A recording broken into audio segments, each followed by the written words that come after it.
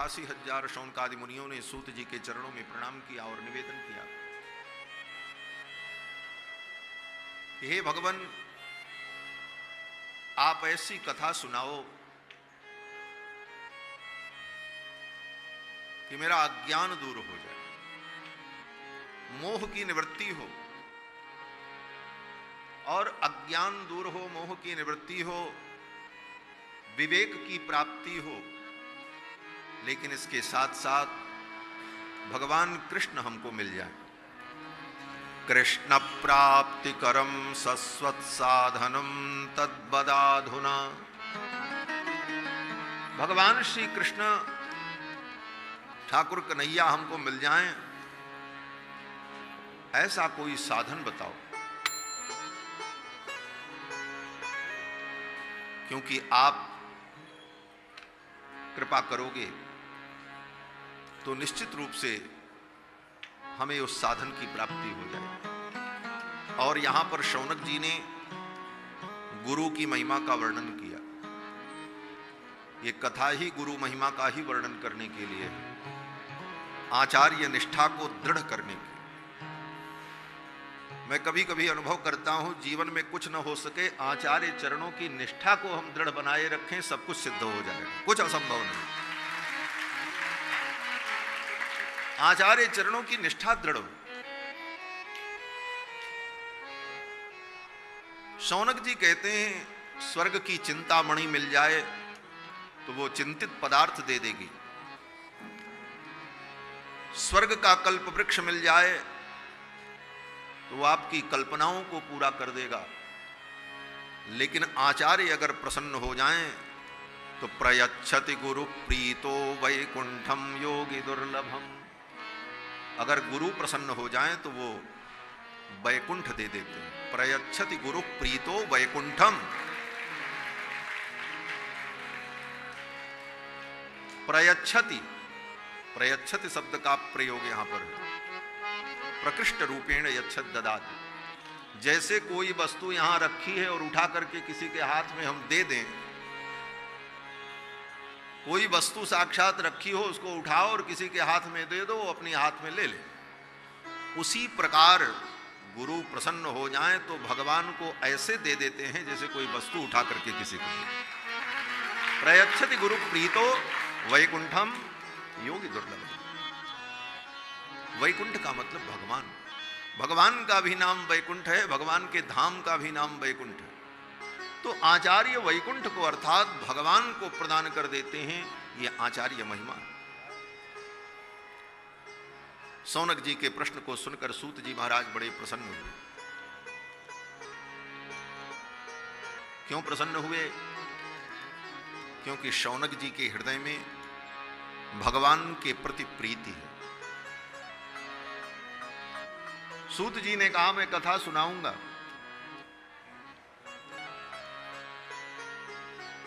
लेकिन क्यों सुनाऊंगा? शौनक जी कोई बहुत बड़ी दक्षिणा देंगे इसलिए सुनाएंगे? शौनक जी को कथा सुनाने से सूत जी का कोई बहुत बड़ा लाभ होगा? शौनक जी को कथा सुनाने से सूत जी की महिमा का संवर्धन होगा कि ऐसे बड़े महाव्यक्ति को हमने कथा सुनाई तो हमको भी दुनिया जान जाएगी? कहते नहीं। क्या कारण था? सूत जी कहते हैं, शौनक तुम्हारे हृदय में भगवान के प्रति प्रीति है, इसलिए मैं तुमको कथा सुना। प्रीति ही शौनक चित्ते ते यतो वच्मि विचार्य थे। भगवान के प्रति तुम्हारे हृदय में प्रीति है, इसलिए मैं तुमको कथा सुनाऊंगा। कथा इसीलिए सुनानी चाहिए, जिसके हृदय में भगवान के प्रति प्रीति हो उसे कथा सुनाओ। जो भगवान का प्रेमी हो उसे कथा सुनाओ, यही सबसे बड़ी योग्यता है कथा सुनने वाले की। सूत जी ने कहा, सर्व सिद्धांत निष्पन्नम संसार भय नाशनम। समस्त सिद्धांत का जो सार है, संसार के भय को दूर करने वाला, काल के भय से मुक्त करने वाला, ऐसा जो साधन है श्रीमद् भागवत महापुराण की पावन कथा, वो मैं तुम्हें सुनाऊं। मन को शुद्ध करने के लिए भगवान की कथा को छोड़ करके दूसरा कोई उपाय भी नहीं। एतस्माद् अपरम किंचन मन शुद्धे न विद्यते। सूत जी महाराज ने कहा, हे मुनियों, ये कथा बड़ी दुर्लभ है। स्वर्ग के देवताओं को स्वर्ग का अमृत तो सुलभ है, लेकिन ये कथा अमृत उन्हें दुर्लभ है। मैं तुम्हें एक आख्यान बताता हूं। मेरे पूज्य गुरुदेव भगवान जब महाराज परीक्षित को कथा सुनाने जा रहे थे, उस समय देवता लोग स्वर्ग से अमृत कलश लेकर के आए। सुधा कुंभम गृहीत्वैव देवाः तत्र समागमन। अमृत कलश लेकर के देवता आए और देवताओं ने सुखदेव जी से कहा, भगवान ये अमृत आप राजा परीक्षित को दे दो, और जो भागवतामृत आप इनको देने जा रहे हो वो भागवतामृत हमें पिला दो। सुकम नत्वा वदन सर्वे स्वकार्य कुशलासुराः। अपने कार्य को साधने में जो बड़े कुशल हैं ऐसे देवताओं ने सुखदेव जी से कहा कि एवं विनिमये जाते सुधाराज्ञा प्रपीयताम। ऐसा विनिमय हो जाएगा तो राजा परीक्षित अमृत पी लेंगे और हम सब लोग कथामृत पी लेंगे। प्रपास्यामो वयम सर्वे श्रीमद्भागवतामृतम। लेकिन सुखदेव जी ने मना, वो राजा परीक्षित ने मना कर दिया। राजा परीक्षित ने कहा, मैं तो भागवतामृत का पान करूंगा। बोले अमृत पी लो, अमृत पीने के बाद व्यक्ति अमर हो जाता है। राजा परीक्षित ने विचार किया, इस मृत्यु लोक में अमृत पीने वाला भी मरेगा। अमृत तो रावण की नाभि में भी था, रावण को भी मरना पड़ा कि नहीं मरना? नाभि कुंड पीयूष बस जाके, जिसके नाभि कुंड में पीयूष था अमृत, उस रावण को भी मरना पड़ा। तो मरना तो पड़ेगा, तो अमृत पी करके भी जब मरना है तो क्यों न कथा अमृत पी करके हम मरें, मरना तो है। इसलिए राजा परीक्षित ने कहा, मैं तो कथा अमृत का पान करूं। सुखदेव जी ने राजा परीक्षित की इस कथा निष्ठा को देखकर सुखदेव जी ने राजा परीक्षित को कथा सुनाई। देवता जैसे आए थे वैसे ही चले गए। ये कथा स्वर्ग के देवताओं को भी दुर्लभ है। आगे श्री सूत जी महाराज मुनियों को भागवत का महात्म्य सुनाते हुए कहते हैं, मैं तुमको एक आख्यान बताता हूं। एक बार देवर्षि नारद भारतवर्ष में आकर के अनेक तीर्थों में भ्रमण किया। नारद जी ने पुष्करम च प्रयागम च काशीम गोदावरीम तथा पुष्कर, प्रयाग, काशी, गोदावरी इत्यादि अनेक तीर्थों में भ्रमण करते हुए श्री वृंदावन धाम में पधारे। जहां जहां नारद जी गए, नारद जी को कहीं शांति नहीं मिली। कलयुग का अकांड तांडव सर्वत्र दिखाई पड़ रहा था। क्या तीर्थ, क्या गांव, क्या नगर, क्या आश्रम, क्या लोग, सर्वत्र कलयुग का प्रभाव व्याप्त था। नारद जी खेद खिन्न होकर घूमते टहलते श्री वृंदावन धाम में आए। जमुना के तट पर श्री नारद जी को मूर्तिमती भक्ति माता का दर्शन हुआ। लेकिन भक्ति क्रंदन कर रही थी, रो रही थी। उनके पुत्र ज्ञान वैराग्य अस्वस्थ थे, अचेत थे। नारद जी को देखा तो भक्ति महारानी ने नारद जी को बुलाया। भो भो साधो क्षणम तिष्ठ। हे साधु, एक क्षण के लिए रुक जाओ, मेरी चिंता को दूर करो, मैं बहुत परेशान हूं। नारद जी ने पूछा, देवी आप कौन हो और आपकी क्या चिंता है? तो भक्ति महारानी ने नारद जी से कहा मैं भक्ति हूं। द्रविण देश में मैं उत्पन्न हुई। उत्पन्ना द्रविणे साहम। भक्ति का प्रादुर्भाव द्रविण देश में हुआ और भगवान का प्राकट्य उत्तर देश में। उत्तर में भगवान प्रकट हुए और दक्षिण में भक्ति प्रकट हुई। यही दक्षिण उत्तर का ऐक्य है, संबंध है। और देखो, उत्तर में प्रकट होकर के भगवान यहां से चलकर कहां गए? बोले सुदूर दक्षिण तक गए। राम जी अयोध्या में प्रकट हुए और गए कहां तक? बोले लंका तक। भगवान श्री कृष्ण ब्रज में प्रकट हुए और गए कहां? बोले वहां तक, महाराष्ट्र तक। द्वारिका बसाई, विदर्भ में विवाह किया और मद्रास तक जाकर के, मद्र देश तक ठाकुर जी का विवाह हुआ। लक्ष्मणा वहीं की थी। तो हमारे आचार्य जन कहते हैं कि भक्ति जहां होगी भगवान वहां चल करके जाएंगे। भक्ति द्रविण देश में उत्पन्न हुई, इसलिए भगवान भी चल करके वहां तक गए। लंका जैसे राक्षसों की नगरी में एक विभीषण जैसे भक्त थे, इसलिए भगवान को वहां भी जाना पड़ा। जहां भक्ति होगी वहां भगवान स्वयं चल करके जाएंगे। और दो बातें, भक्ति भी चल करके कहां जाएगी? बोले भक्ति भगवान के चरणों में जाएगी।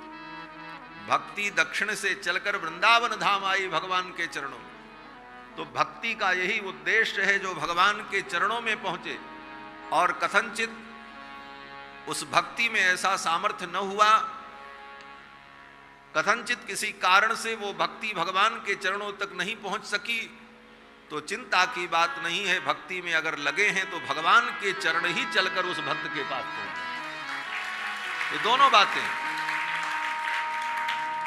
दोनों बातें शास्त्रों में स्पष्ट है।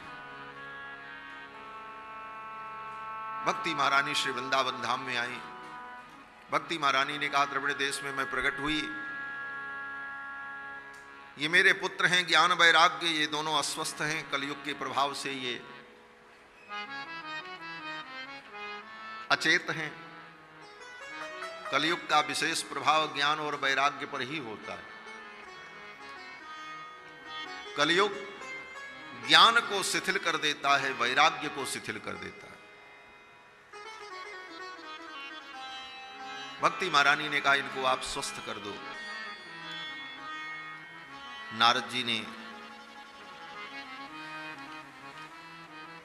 वेदांत, उपनिषद, गीता, ये सब ज्ञान वैराग्य को सुनाया कि शायद ये सुन करके ज्ञान वैराग्य जग जाएं। थोड़ा बहुत हिले डुले, फिर वैसे ही पड़े रहे। वेद वेदांत घोषैश्च गीता पाठैर मुहुर्मुहु, बार बार गीता पाठ सुनाया, लेकिन न ज्ञान उठा न वैराग्य उठा। नारद जी ने ज्ञान वैराग्य के कान के पास अपना मुख ले जाकर मुखम संयोज्य करडांते शब्दम उच्चैहि समुच्चरन, कान के पास अपना मुख ले जाकर के जोर जोर से चिल्ला करके नारद जी ने कहा, रे ज्ञान, अरे ज्ञान उठ जाओ, अरे वैराग्य उठ जाओ। लेकिन न ज्ञान उठा न वैराग्य उठा, दोनों अचेत पड़े रहे। क्या संकेत है? बोले संकेत यही है कि तुम्हारे अंदर जो ज्ञान वैराग्य प्रसुप्त है, उसे कैसे जागृत किया जाए? बोले वेद वेदांत सुन करके भी ज्ञान जागृत न हो सका। क्यों? बोले बड़े बड़े वेदांत पढ़ने के बाद भी स्थिति सब ठीक ही होगी, ऐसा नहीं होता, देखा जाता है। ईर्षा खाज धरी गेरुन में वेदांतिन के वासे, वेदांतियों के यहां भी कम झगड़ा नहीं है। ईर्षा खाज धरी गेरुन में वेदांतिन के वासे, अब तो दास भये हैं खासे, सियबर रूप पियासे। आई दीनता बात बन गई सब श्री जू की करुणा से, अब तो दास भये हैं खासे। भगवान के चरणों का दास बन करके भगवान के चरणों की भक्ति करने से ज्ञान वैराग्य जगेगा। अन्यथा वेद वेदांत तो पढ़ करके भी बड़े बड़े रगड़े और बड़े बड़े झगड़े होते रहते। अगर भक्ति का संयोग नहीं है वेद वेदांत के ज्ञान के साथ, तो वेद वेदांत ज्ञान भी तुम्हारे ज्ञान वैराग्य को दृढ़ नहीं करता। नारद जी ने सोचा अब क्या करें।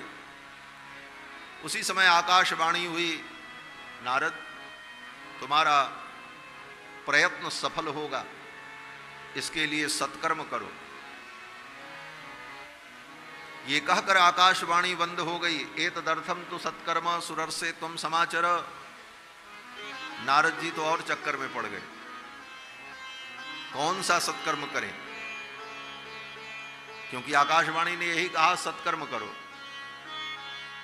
नारद जी के मन में एक और संदेह पैदा हो गया, ये वेद वेदांत का जो पाठ कर रहे थे, क्या ये सत्कर्म नहीं था? और अगर सत्कर्म नहीं है तो किस कर्म की कोटि में इसको रखा जाए? नारद जी ने कहा, देवी अब आप तो यहीं बैठो, मैं चला। वे कहा? बोले अब जा रहे हैं, किसी से उपाय पूछेंगे सत्कर्म क्या है। और नारद जी सत्कर्म की परिभाषा जानने के लिए चल पड़े। अनेक महात्माओं के पास गए, किसी से संतोषजनक उत्तर प्राप्त नहीं हुआ। जहां जहां नारद जी गए, किसी ने कहा आपका ये प्रश्न जो है असाध्य है, असाध्यम केचन प्रोचुः। किसी ने कहा यह असाध्य है, इसका कोई उत्तर नहीं। किसी ने कहा दुर्गेयमिति चापरे। किसी ने कहा आपके प्रश्न का उत्तर तो है लेकिन बड़ा कठिन है, बहुत परिश्रम से मिलेगा। कुछ लोग तो ऐसे थे कि नारद जी को आते हुए देखा तो उन महात्माओं ने क्या किया, बोले मौन हो गए। मूकी भूतास तथा चान्ये। नारद जी ने आकर के कहा बताओ महाराज सत्कर्म की परिभाषा क्या है? तो उन महात्माओं ने अपने मुंह पर उंगली रखी और कहा हम तो मौनी महात्मा हो चुके हैं, बोलते बोलते नहीं। अब क्या करें, कोई उत्तर नहीं था। मूकी भूतास तथा चान्ये। और तो बड़ी बात, नारद जी को आते देखा तो कुछ महात्माओं ने अपना रास्ता ही बदल दिया। नारद जी ऐसा प्रश्न लेकर के आ रहे हैं, कहां उत्तर मिलेगा। कि अंतस्तु पलायिताः। कितने तो थे वो पलायित हो गए, रास्ते से हट गए। हाहाकारो महान आसीत। त्रिलोकी में हाहाकार मच गया। क्या हाहाकार? बोले नारद जी जैसे व्यक्ति का समाधान नहीं हुआ। नारद जब भ्रम में पड़ गए तो अब दुनिया का भ्रम कौन दूर करेगा? जो सारी दुनिया को समझाने के लिए निकला है वही ना समझ बन जाए और उसी को समझ में ना आए, तब तो स्थिति भयानक होगी। हाहाकारो महान भूत। त्रिलोकी में हाहाकार मच गया। देवर्षि नारद वहां से घूमते घूमते उत्तराखंड की ओर चले। क्यों? बोले उत्तराखंड में ही उत्तर मिलेगा।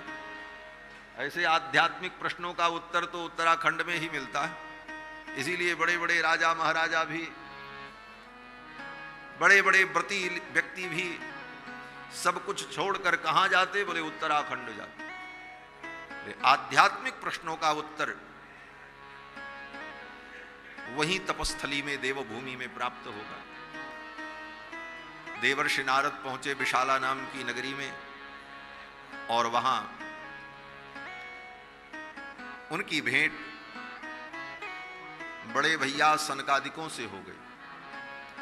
सनक, सनंदन, सनातन, सनत कुमार ये चारों भाई सत्संग करने के लिए वहां आए हुए थे। ये चारों भाई सदा सत्संग में ही रहते। ब्रह्मा जी के मानस पुत्र सनकादिक दिगंबर 5 वर्ष की अवस्था और सदा भगवान की कथा में, भगवत चिंतन में ही रहते।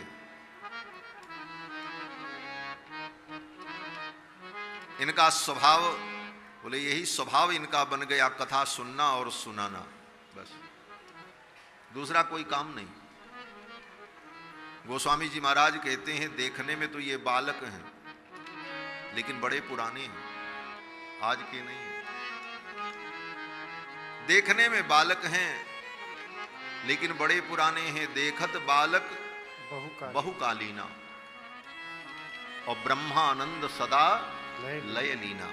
ब्रह्मानंद में सदा निमग्न रहते हैं। करते क्या है? बोले ब्रह्मानंद में निमग्न रहने का उपाय क्या है?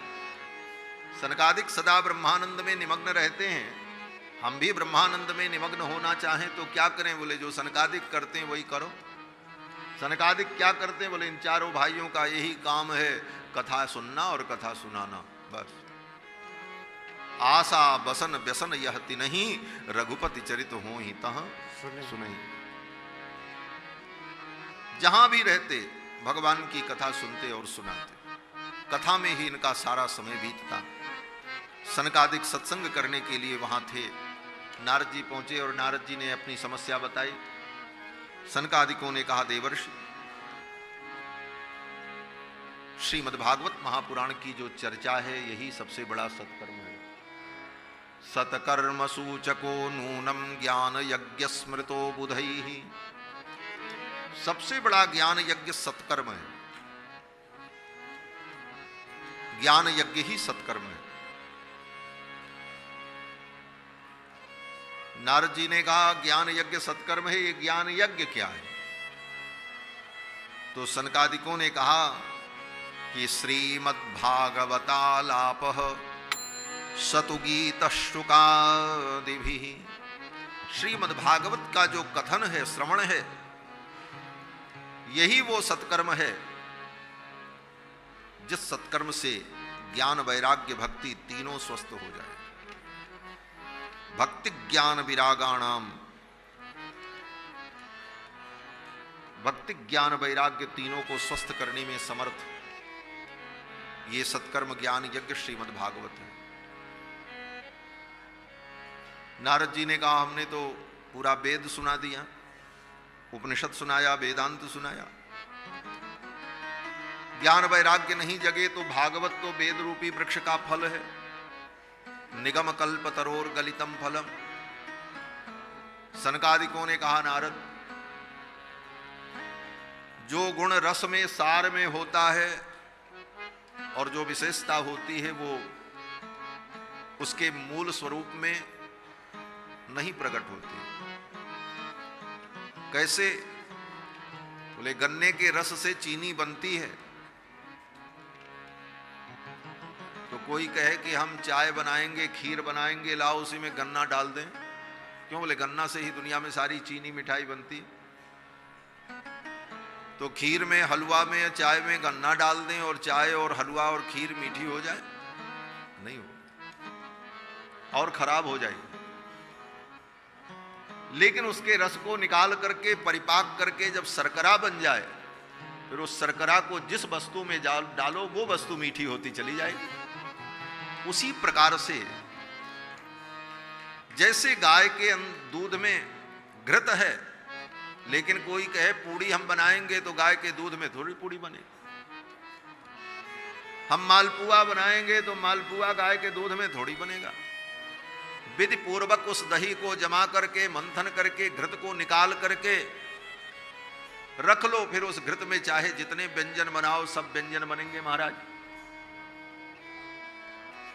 उसी प्रकार से वेद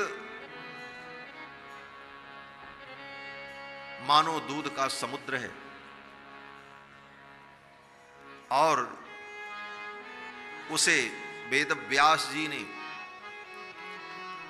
अपनी बुद्धि में जमाकर अपने विवेक और चिंतन की मथानी से मथ कर जो श्रीमद् भागवता मृत रूपी घृत को प्रकट किया, इस घृत को प्राप्त कर लो, फिर चाहे जितने व्यंजन बनाते रहो, भक्ति के सारे व्यंजन बन करके तैयार हो जाए। ये इसकी विशेषता है। अब तो श्री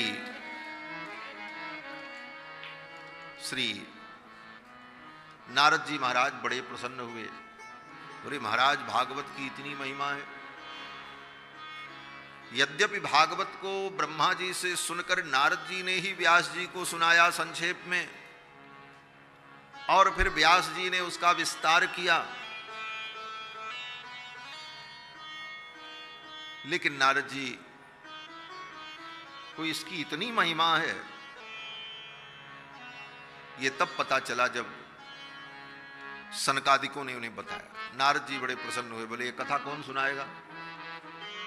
नारद जी ने तो ये भी कहा, महाराज आज हमारा भाग्योदय हो गया, आपका सत्संग मिला तो ये बात पता चली, हमको तो ये बात पता नहीं थी। नारद जी ने कहा कि भाग्योदयेन बहुजन्म समर्जितेन सत्संगमं च लभते पुरुषो यदा वै अज्ञान हेतु कृत मोह मदांधकार नाशं विधाय हि तदोदयते विवेकः।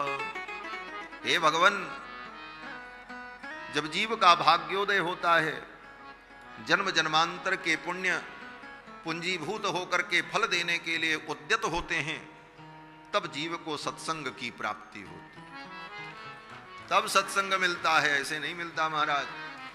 कुसंग तो गली गली मिल जाएगा, लेकिन सत्संग भाग्य से मिलता है, संयोग से मिलता है, भगवत कृपा से मिलता है। भाग्योदयेन बहुजन्म समर्जितेन सत्संगमं च लभते पुरुषो यदा वै। और अगर मिल गया,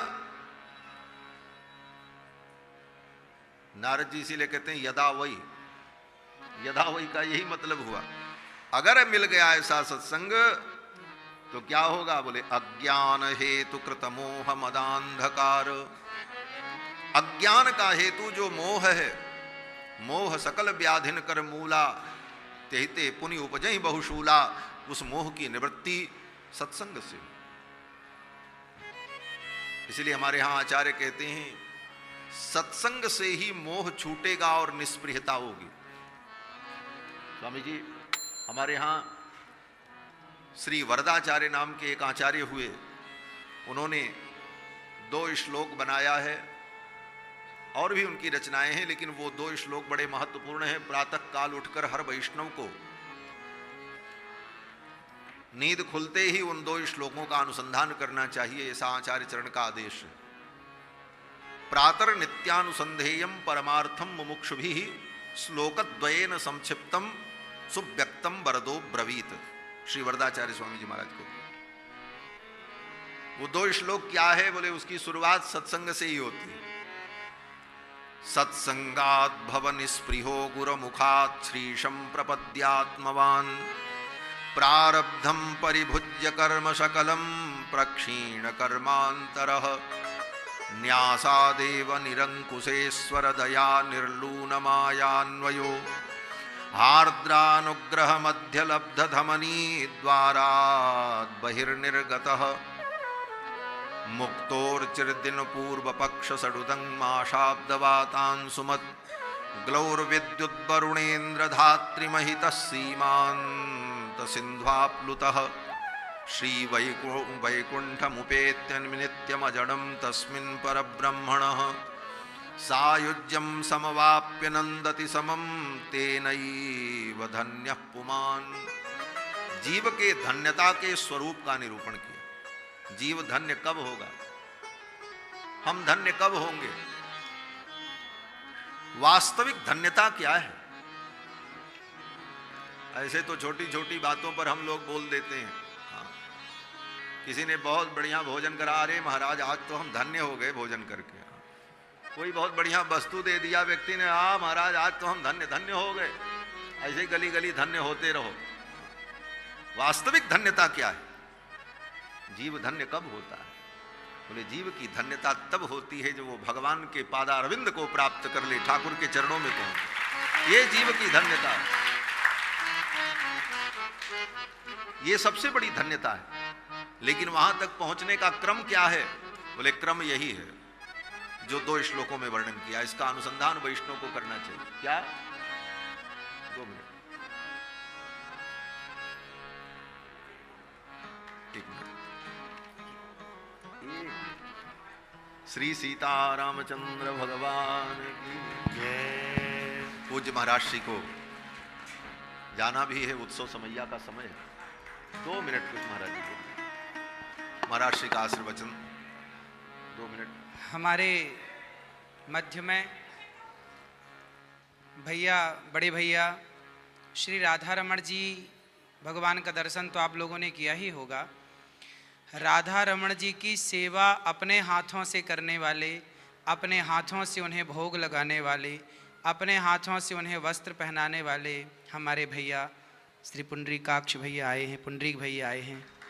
बहुत बहुत स्वागत भैया पुंडरीक भैया का। आपके चरणों में कोटि कोटि नमन। हम निवेदन करेंगे भैया से, प्रार्थना करेंगे कि हम सबको अपनी दिव्य वाणी सुनाकर हम सबको कृतार्थ करें। पुंडरीक भैया।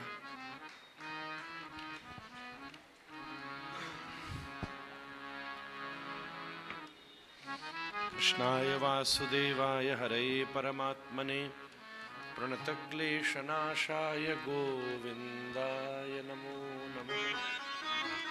हरे कृष्ण कृष्ण कृष्ण हरे हरे, हरे राम राम राम हरे हरे। श्री व्यास जी महाराज की जय। पूज्य जगत गुरु श्री रामानुजाचार्य श्री राघवाचार्य जी महाराज की जय। श्री अनिरुद्धाचार्य जी महाराज की जय। हमको बड़ा कष्ट हो रहा है 2 बातों का। पहली बात तो बीच में जाना पड़ रहा है, पर जाने का लक्ष्य व्यवहार नहीं है, कथा से कथा में ही जा रहा हूँ। दूसरी बात, जाने के कारण आपके प्रवाह को अवरोध किया मैंने, वो बहुत बड़ा अपराध है। मैं यही निवेदन कर रहा था, जहाँ भी जाता हूँ यही प्रार्थना करता हूँ। मैं स्वयं भी व्यासपीठ की सेवा करता रहा हूँ, इस प्रवाह के स्वरूप को समझता हूँ, पर मैं इस अपराध के लिए आपके श्री चरणों में अत्यंत अत्यंत अनंत कोटि बार क्षमा प्रार्थी हूँ। आज आपके अनुग्रह से श्री अनिरुद्धाचार्य जी के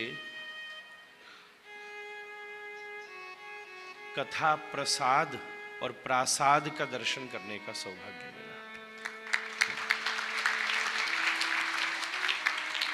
कथा प्रसाद से जो प्रासाद प्राप्त हुआ है, जो कईयों के विषाद की निवृत्ति करने वाला है, ऐसा सौभाग्य बना।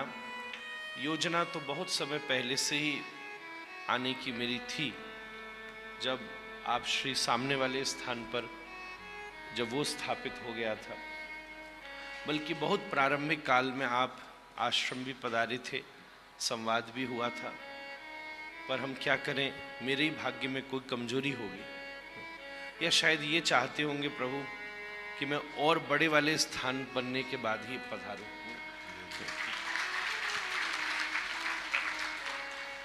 अतः श्री राघवाचार्य जी महाराज भारतवर्ष की शोभा है। उत्तर भारत में रामानुज परंपरा के मुकुटमणि है। आपकी विनम्रता और आपकी विद्या, जिसमें भक्ति की सौरभ्यता विद्यमान है, वो विलक्षण है।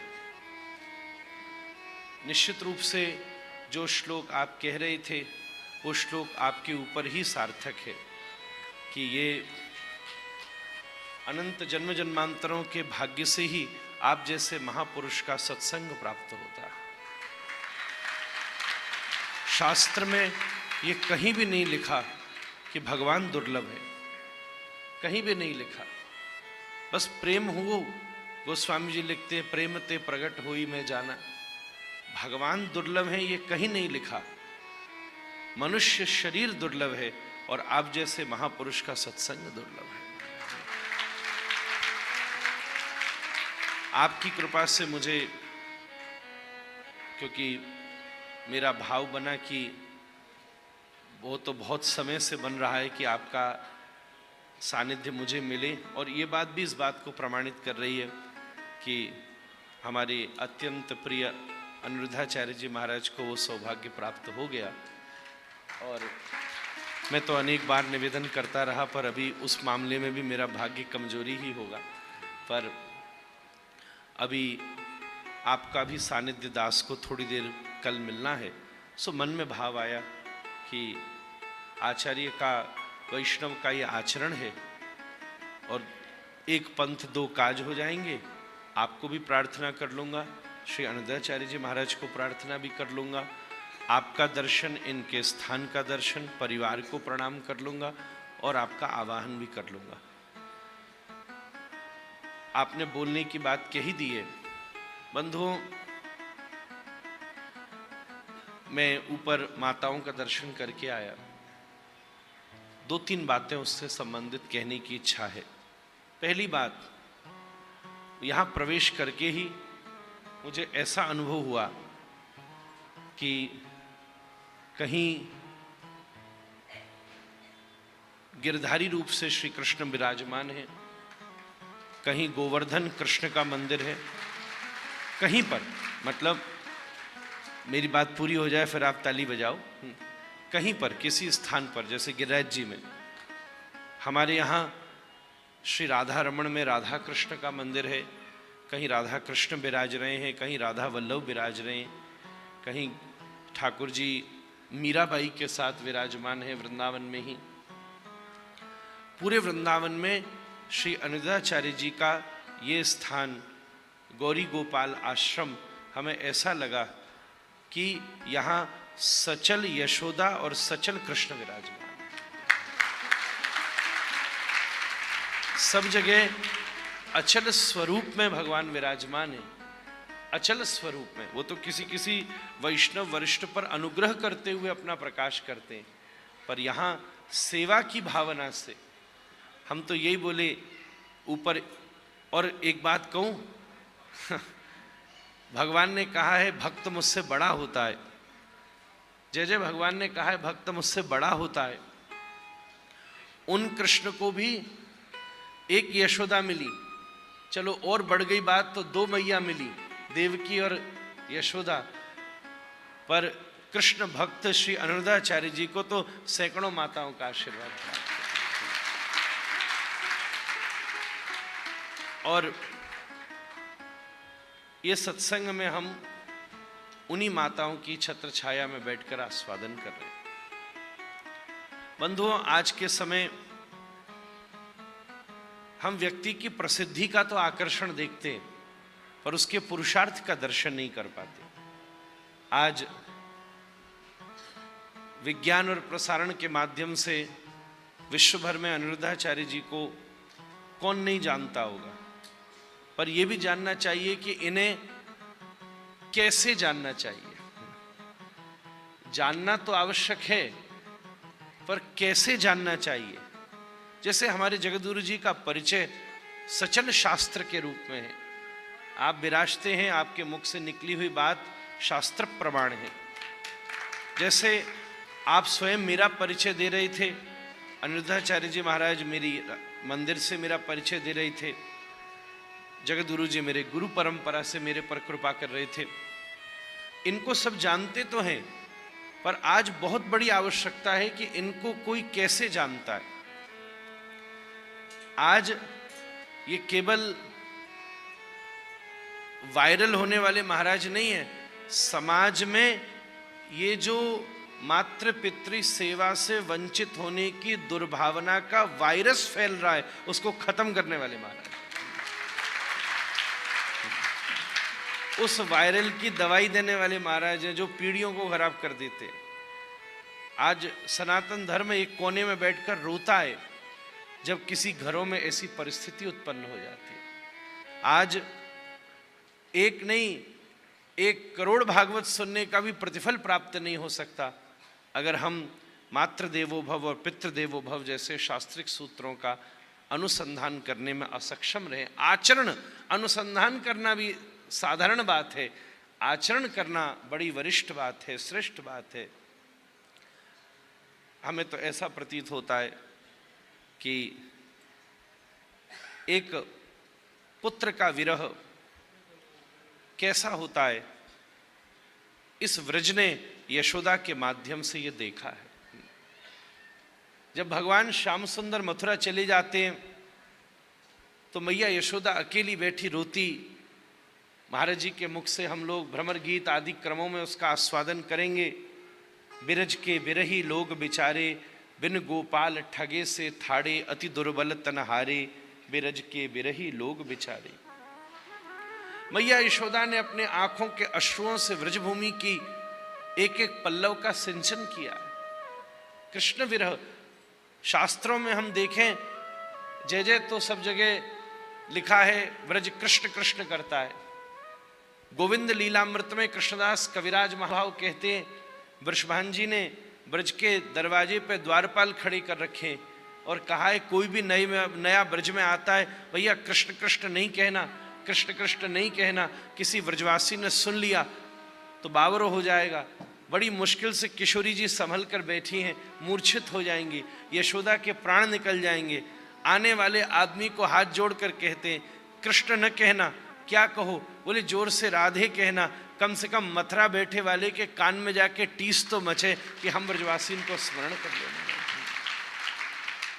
गोविंद लीलामृत में कृष्णदास कविराज कहते हैं, यशोदा के अश्रुओं को, एक माँ के ममत्व के अश्रुओं का अनुभव इस व्रज ने किया है। और मुझे ऐसा लगता है कि जब एक सामान्य पुरुष का जन्म तो सामान्य रज और वीर्य के संयोग से होता है, पर जब ऐसे अनुराग में उत्पन्न हुए यशोदा के अश्रु ही इस व्रज के रज रूपी तत्व में सम्मिलित होते हैं, तब किसी आत्मा का जन्म नहीं होता, तब किसी महात्मा का जन्म होता है। और उसी परिवेश में, उसी कृपा छाया स्वरूप से अनिरुद्धाचार्य जी को यशोदा मैया ने ब्रज में बुला लिया और ब्रज में बुलाकर आज धर्म से संबंधित हमें नहीं लगता कि किसी अन्य स्थानों पर इतने श्रीमद् भागवत के अष्टोत्तर शत पाठ भी होते होंगे। नित्य भंडारा चल रहा है, नित्य कथाएं चल रही हैं। आप जैसे महापुरुष, इनके ऊपर कृपा, संप्रदाय की निष्ठा भी इनमें बड़ी पक्की है, ये भी हम देख रहे हैं, ये सबको नहीं पता। पिछली बार जगत गुरु जी विद्या भास्कर जी महाराज पधारे, आप पधारे, तो सांप्रदायिक निष्ठा भी उपासना के लिए बड़ी आवश्यक है। जिनसे इन्होंने भागवत अध्ययन किया उन गुरुदेव का उत्सव भी आप कर रहे हैं, जिनसे हम सबकी रोजी रोटी चल रही है, ऐसी श्रीमद् भागवत जी का भी आप सेवा कर रहे हैं। तो धर्म के जितने स्तंभ हैं जो वृंदावनी परिवेश में उपस्थित हैं, उनको कितनी दिव्यता और सूक्ष्मता के साथ आप यहाँ पल्लवित कर रहे हैं, पोषित कर रहे हैं, ये हम सब लोगों के लिए एक प्रशंसनीय बात है, अनुकरणीय बात है। मैं तो राधारमण लाल से प्रार्थना करूं कि यहाँ भगवान ने वैसे भी लीला में अपने पुत्र पौत्रों को भेजा था कि जाओ ब्रज को बसाओ, जिसमें वज्रनाभ जी ने ही ब्रज को पुनः स्थापित किया था। तो मुझे लगता है कि उस समय वज्रनाभ जी तो ये सेवा कर गए, पर किसी की सेवा देखकर किसी को प्रेरणा मिलती है, तो फिर अनिरुद्ध जी ने भी अपनी कोई कृपा मूर्ति को प्रकट करके इस सेवा को आगे बढ़ाने का सौभाग्य सबको प्रदान किया। राधा रानी ने ही वज्रनाभ के ऊपर कृपा की थी। एक लीला ये भी है कि राधा रानी वहाँ द्वारिका पधारी कुरुक्षेत्र से, और पिता पत्नी माता पिता गर्भवती राधा रानी की सेवा करते, तो राधा रानी ने आशीर्वाद दिया तुम्हारी संतति व्रजवास का सौभाग्य प्राप्त करेगी। तब वज्रनाभ व्रज में पधारे और बरसाने के पास में ही जय जय वज्रनाभ जी की समाधि है, वहीं पर विराजमान होकर भजन कर रहे हैं। ऐसे भगवान की सब, उनका भगवान का कार्य करने वाला ही तो भगवान का वंशज है। भगवान का जो कार्य करे, ब्राह्मण का जो कार्य करे वही ब्राह्मण वंशज, जो क्षत्रिय कार्य करे वही क्षत्रिय वंशज। उस वंश में जन्म लेकर उसका कार्य करने वाला ही व्यक्ति शोभनीय है। ब्राह्मण वंश में जन्म ले इसलिए ब्राह्मण है, और फिर ब्राह्मण कृत्य को भी उसी सुशोभना से करे, तब उसकी शोभा अद्वितीय हो जाती है। ठाकुर जी का कार्य आप कर रहे हैं, भगवान आपको ऐसे संबल प्रदान करता रहे। और मैं दोनों बातें कहूँगा, आपको खूब माताओं की सेवा का सौभाग्य मिले, और दूसरी तरफ से आपके माध्यम से समाज में ऐसा सद्विवेक जागृत हो कि भविष्य में माताओं के बालक ही उनकी सेवा करें, आपको करने की आवश्यकता ना पड़े। ये दोनों सौभाग्य आपको प्राप्त हो। इसी वंदना के साथ जगत गुरु जी के चरणों में कोटि कोटि दंडवत करूं। मैंने ये व्यवधान किया है, पर आजकल महाराज जी वो YouTube पर कथा सुनो तो बीच बीच में ऐड लग जाता है। जैसे हम आपको सुनते कभी सुने तो वो ऐड आ जाता है चलते। अभी एक बार तो बड़ा विचित्र हुआ, हम कई आप ही की कथा सुन रहे और कोई भावुक प्रसंग, बड़ा गंभीर प्रसंग चल रहा था और हम बड़े ध्यान से उसको सुन रहे थे और धर्म का विवेचन कर रहे थे। एकदम से एक हीरोइन नाचती हुई बीच में प्रकट हो गई YouTube पर। हम बोले ये कहां से कृष्ण लीला में पूतना का प्रवेश हो गया। हम करें तो करें क्या। और उसमें भी टाइमिंग आ जाती है YouTube पर कि वो 30 सेकंड चलेगा ही चलेगा, और फिर उसके बाद में भी कोई कोई तो होता है बढ़ा ही नहीं सकते, कोई कोई होता है वो पूरा 1 मिनट ससुरो चलेगा ही। वह के बाद उतनी देर में तो हमारा ऐसा मति भ्रम हो गया। कितनी अनुसंधानात्मक आपकी चर्चा सुन रहे, वो देवी नाचवे लग रही, फिर कोई सामान बेचवे में लग रही, बड़ी मुश्किल से फिर हमको दोबारा लौट के आपको सुनना पड़ो। तो YouTube पे सुनने वाले लोग यहाँ अनिरुद्धाचार्य जी की भी चर्चा सुनकर यहाँ आते हैं तो आप इसके अभ्यासी होंगे। महाराज जी के प्रवाह में हम बीच में एडवर्टाइजमेंट की तरह घुस गए, इसलिए अब आप स्किप का बटन दबाइए और फिर से महाराज जी की वचनामृतों का आस्वादन कीजिए। मैं यही भावना से एक बार जय जयकार करके अपनी वाणी को विश्राम करूं। श्री राधा रमण लाल की जय। और एक चीज और बोल दो, ये मौका है सो बोलो होरी के रसिया की जय। जय जय श्री राधे, जय जय श्री राधे, जय जय श्री राधे। हमारे साथ सागर से महाराज जी पधारे हैं, ऋषिकेश गोस्वामी महाराज। आप वहाँ 7,500 ग्रामीण ट्राइबल एरियाज में बिल्कुल जनजातियों के बीच प्रभात फेरी और नगर संकीर्तन की बहुत विशेष सेवा करते हैं, जहाँ धर्म परिवर्तन आदि होता है। ऐसे महापुरुष आए थे तो मैं आपको भी ले आया कि जगत गुरु जी का दर्शन और अनिरुद्धाचार्य जी का दर्शन होगा। ये बड़ी सुंदर बात है। आपकी तरफ से भी व्यासपीठ को मैं प्रणाम प्रस्तुत करता हूँ। गुरु जी से निवेदन करूँ हम सब पर कृपा करें और मेरे अपराध को बार बार क्षमा करें। जय जय श्री राम।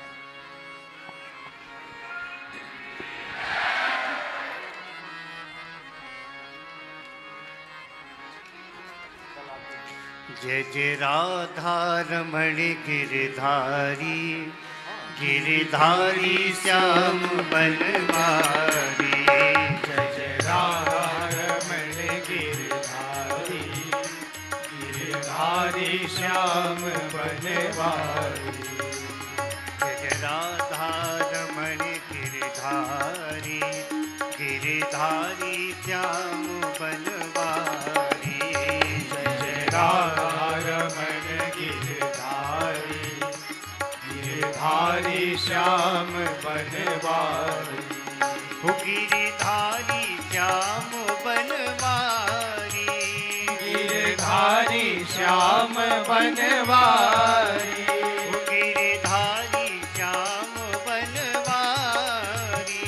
गिरधारी श्याम बनवारी, गिरधारी श्याम बनवारी।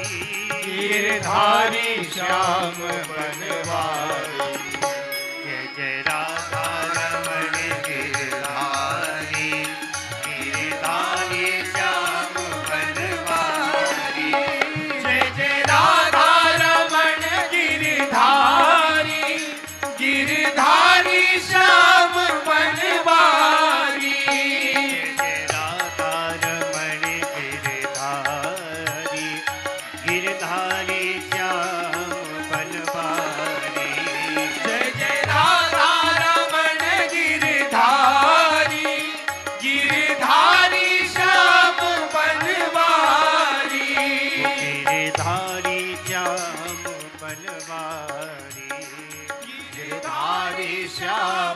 बनवारी, वो गिरधारी श्याम बनवारी, गिरधारी श्याम बनवारी। श्री सीतारामचंद्र भगवान की जय, श्री राधा कृष्ण भगवान की जय, जय जय श्री राधे श्याम। आप लोग बैठ जाओ, विराज जाओ।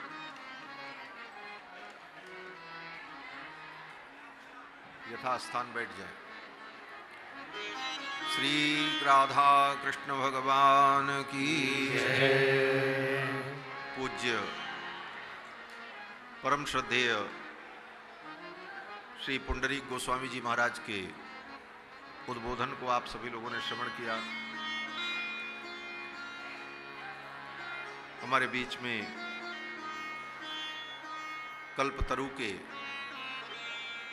संस्थापक स्वामी श्री बलरामाचार्य जी महाराज उपस्थित हैं। आपका भी अभिनंदन। मैं निवेदन कर रहा था कि श्री नारद जी ने सत्संग की महिमा बताई। भाग्योदयेन बहुजन्म समर्जितेन सत्संगमम च लभते पुरुषो यदा वो। जीव का जब भाग्योदय होता है, अनेक जन्मों के पुण्य प्रकट होते हैं, तो जीव को सत्संग का सुअवसर मिलता है। और सत्संग वो सोपान है जिस सोपान पर पैर रखकर जीव परम पद के प्रासाद को प्राप्त करता है। तद विष्णोः परमं पदम, भगवान के पादारविंद की प्राप्ति जो परम धन्यता है,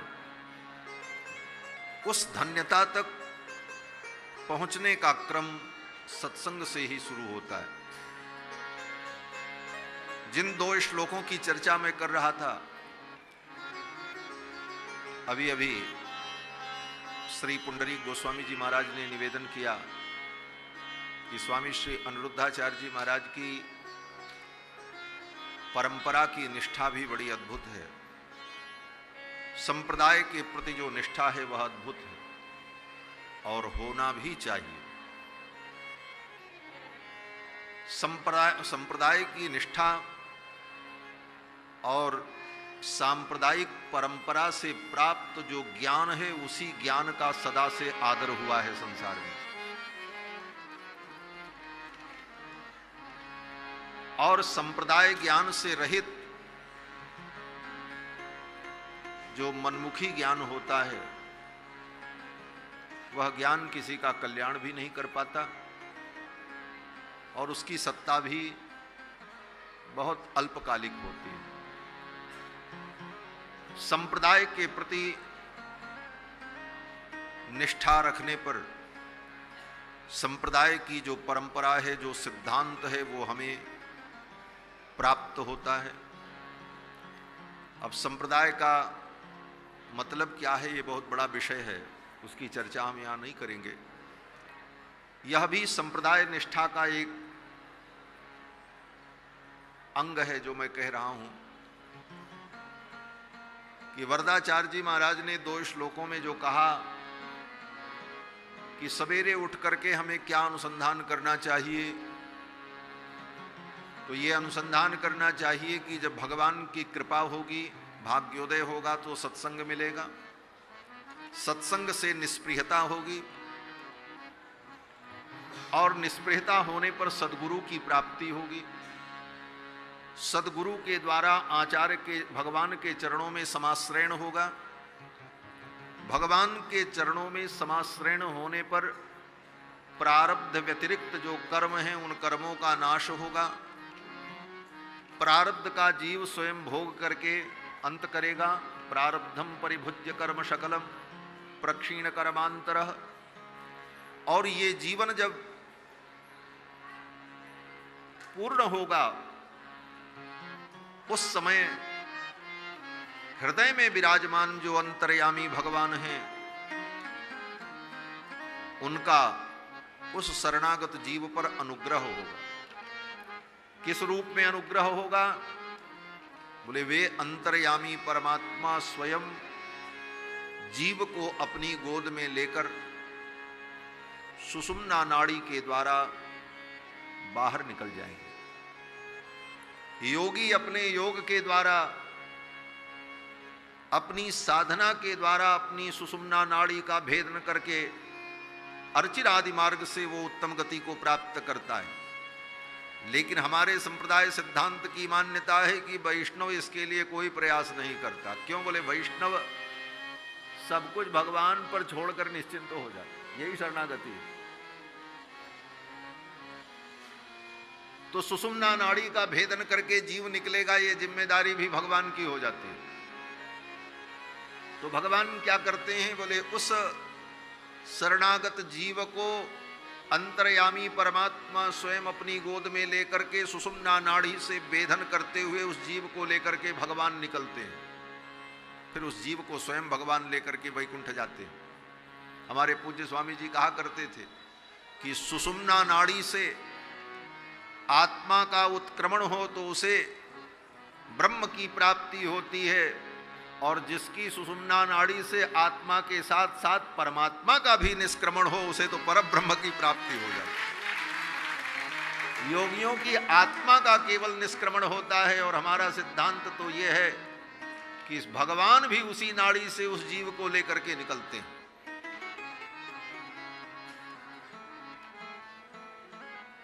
मुक्तोर्चिर दिन पूर्व पक्ष,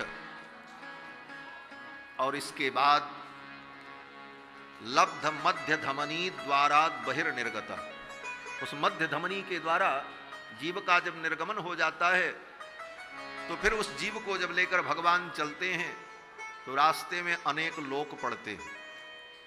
उन अनेक लोकों में जो लोक के अधिपति लोकपाल हैं वे सब उस जीव का स्वागत करते हैं। क्यों? बोले आज ये मुक्त होकर भगवत कृपा से भगवत धाम जा रहा। पूर्व पक्ष के देवता, उत्तर पक्ष के देवता, उत्तरायण के देवता, दक्षिणायन के देवता, महीने के देवता, दिन के देवता, रात्रि के देवता, नक्षत्र के देवता, ये सब उसका स्वागत करते। मुक्तोर चिर दिन पूर्व पक्ष सडुदंगमाशाब्दवाताम सुमत ग्लौर विद्युत वरुणेन्द्र धात्रि महित सीमांत सिंध्वाप्लुत, और अपने अपने लोक की सीमा को उसे पार कराते हैं। जैसे कोई वीवीआईपी व्यक्ति जिला में आता है तो जिला प्रशासन की जिम्मेदारी होती है उसे प्रोटोकॉल देना और उसे अपनी सीमा तक सुरक्षित पहुंचाना। उसी प्रकार उस जीवात्मा को लेकर के भगवान जब वैकुंठ चलते हैं तो रास्ते में जितने लोक पड़ते हैं उन लोक के लोकपाल लोग आदर पूर्वक उस जीव को अपनी अपनी सीमा का अतिक्रमण कराते हैं, पार कराते हैं।